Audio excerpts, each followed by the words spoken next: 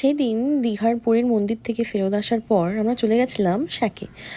ওই টুকটাক একটু স্ন্যাক্স খেতে।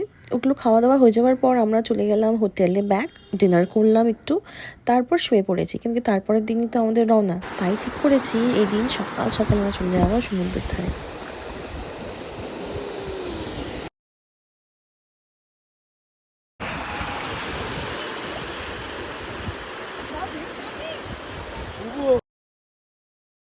সমুদ্রকে শেষ বিদায় জানিয়ে আমরা কুলফি খেতে খেতে যাচ্ছিলাম হোটেলের পথে।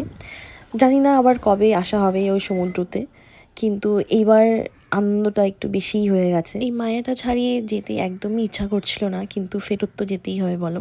বন্ধু একদমই নয়, বলবো দাদা দিদিরা আমাদের এতই ভালোবাসা, আদর, যত্নই রাখে, মনে হয় আবার নেক্সট ট্রিপটা কখন প্ল্যান হবে। তাহলে এই আশাতেই আজকের ভিডিওটা এখানেই শেষ করছি। দেখা হচ্ছে অন্য কোনো ভিডিওতে।